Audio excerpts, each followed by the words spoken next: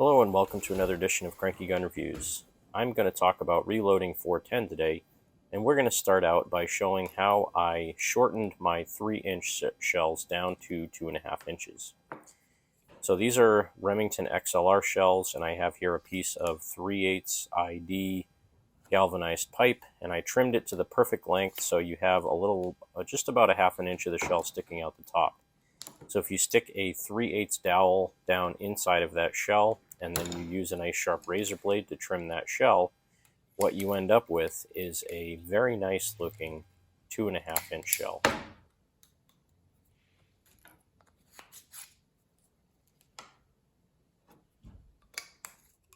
Alright, in the last clip of this video I showed you how I trim a 410 hull to length from 3-inch down to 2.5 inch.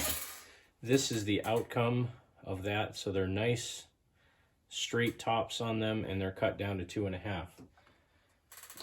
Now, I did not want to buy a whole 410 setup for my press, either one of my presses, the 12 gauge or the 20 gauge.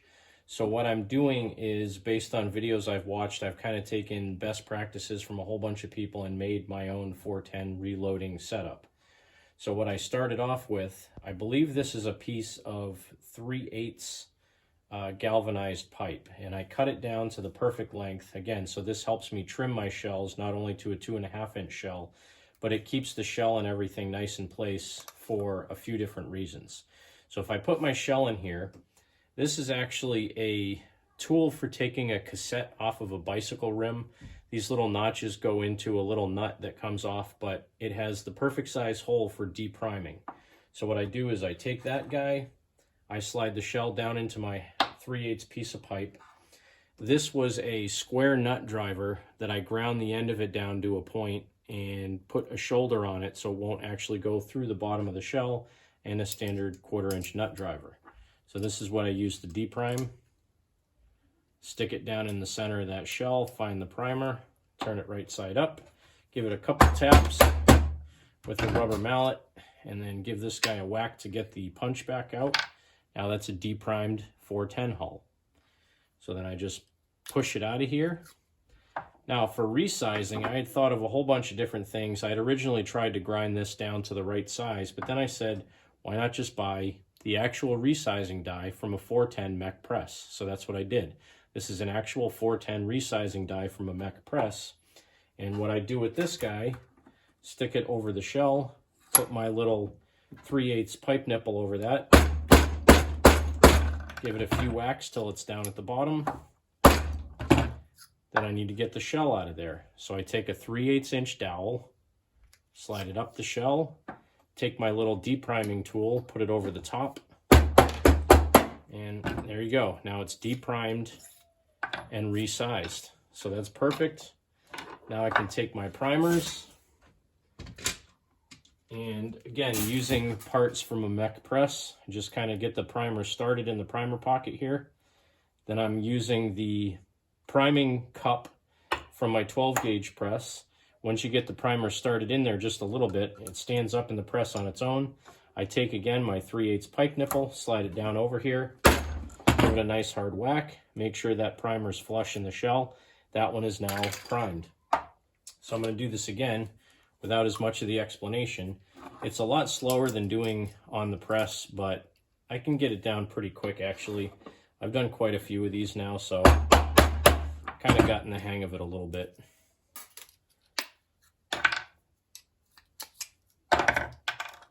My resizing die, slide it down the shell, 3/8 pipe. It's resized, knock it out.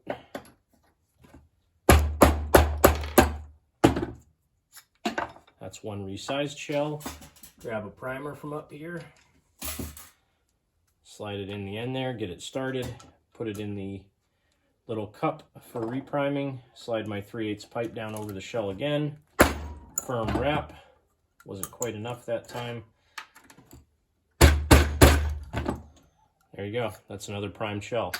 So once the shells are primed, because I don't have powder measures and everything set up for a 410, I'm going to have to measure out all of my powders.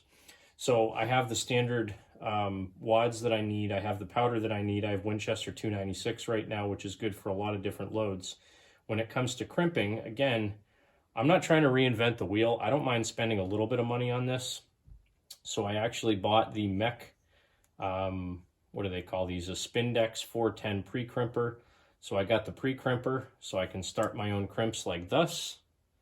And then I actually got the mech finish crimper. So I can drop this guy down on there, press it all the way up in there, and then give this little plunger a push with my thumb, and that will actually finish the entire crimp. So pretty simple. You know, I spent, I don't know, the Spindex was about $7. This piece was about 17 bucks. The resizing die was, I think, 10 or 12 bucks. I mean, I have about 35 or so dollars into the actual mech press parts to make this feasible. And then the other stuff was just stuff I had lying around the garage. The nut driver, this little bit that I ground down, this tool I've had for years because I used to work in a bicycle shop, and then just some 3/8 pipe that I've had lying around. So, I mean, this whole entire kit, probably about 40 to 45 bucks, even if you had to go buy it. This, obviously, if you had to buy this tool is probably 20 or 25 bucks if you can even find it still. But it works out really good for what I'm doing. It's hollow enough inside that when I'm trying to get that resizing die off of the shell can actually go all the way up in there once it releases the brass from the resizing die. So that's my 410 reloading setup. Once I get my powder down here, after I get all of these deprimed and reprimed, then I'll start doing the powder loading and the shot. All right, reloading 410 here. I'm doing the powder, the wads, which I need some more wads. But doing the powder, the wads, the shot, and the crimps in the last part of this video. And I gotta tell you, I thought 410s were gonna be super easy. And you know, they're small shells, you figure they gotta be easy. Well, because I don't have my dippers, my powder dippers yet, everything I do has to be extremely accurately measured. So I looked up all the loadings I had for the shells I have and the powder I have and the wads I have. Every one of the loadings was either 13.5 or 14 grains of this Winchester 296 powder. So I am, as accurately as I possibly can, measuring out exactly 14 grains of powder. Then I have to take my little funnel, stick it in the top of the shell, put the powder in, which 14 grains of 296 powder is almost nothing because the powder is so fine. Then I take my wad, get it started in the shell. Once I get it started, I either use my nut driver or a pen to push it down into the shell on top of the powder. In this case, the wad kind of got stuck on itself, so straighten it out, give it a little bit of a ram to make sure it's tight against the powder. And I measured out a ½ ounce of number 6 shot, which is what I'm using right now, and it's basically right above the top of the wad. So I'm just using a 38 special shell as a dipper so I can fill up my shell with shot. That was a little bit too much.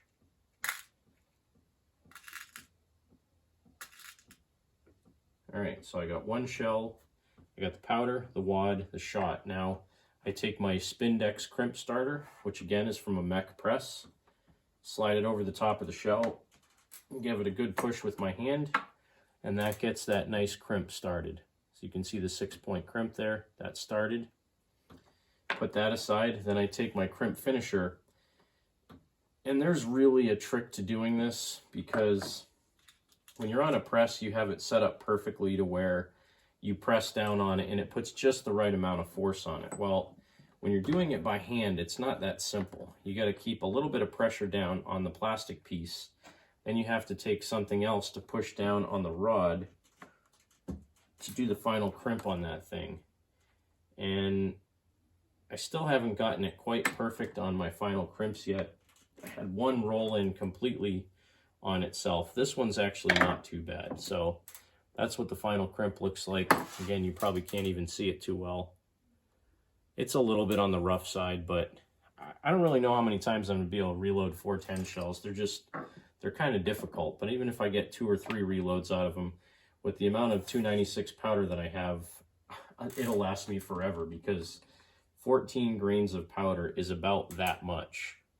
It's almost nothing. So Yeah, that was 13.7 grains. So if I just tap a little bit more in there to make it 14, that's 14 grains of powder. I mean, this little thing of powder is going to last me forever, 1 pound. Here we go again, 14 grains of powder in the shell. Make sure all that powder goes in there. Stick my wad down in there. And these green shells, these are Remington, I think. Express XLR shells. These are actually pretty nice shells. So I got my powder, got my wad down in there nice and tight against the powder. Get my little dipper. Get about a ½ ounce of shot in there. And this loading I'm doing ranged anywhere from about 1179 to 1200 feet per second, depending on which hull you use and which primer you use. Again, there's my Spindex crimp starter. Give me my good crimp on the top of that thing, and then my crimp finisher. Push it down over the top, kind of hold it in place. Use my nut driver to push down on that shaft. These green ones are a little bit stubborn. These are the ones that I actually rolled the top of one of them inside out completely. So I understand now, watching all the videos that the other guys do reloading in their basements, where they just put an overshot card and glue the shot into the shell. Because unless you have a mech press set up for doing 410, the final crimp is very difficult. And that one's still not quite all the way there. I think these green shells might need a couple more pellets in them because I cut the green ones. I just did 3 of the Winchester shells, 3 of these Remington AA shells, and 3 of these Remington AA shells, and all of the crimps are kind of a little bit wonky. So let me give you a good idea on what the crimps look like on these now that they're done. And again, these are the first 9 shells that I've done. You can see, like, this one on the end looks really good. This one's a little bit too high. This one's a little bit too high. That one's a little wonky. That one's a little wonky. That one's good. That one's good. That one's okay, but not great. And that one's okay, but not great. So out of those 9 shells, this one's the best. This one's okay. That one's okay. But again, these are the first 9 410 shells that I've done. And my setup is less than perfect. There's my powder scale. It's a Lyman. And it's zeroed out, so when my powder measure is on it, it's at 0. And I just put 14 grains of powder in there, dump it in the shell, shove a wad down inside of it, fill that up with shot, and then finish the crimp. So that's it for my 410 reloading for today. It's a pretty lengthy video just showing you how I do the reloading, but you know, I do it a little bit differently than most guys did, and I can't wait to take these out and shoot them. So thanks for watching another edition of Cranky Gun Reviews. Make sure you get out there and shoot. Support your two-way rights. It's more important now than ever with all the crap that's going on in the world. Thank you for watching. God bless America. And make sure you have a great day.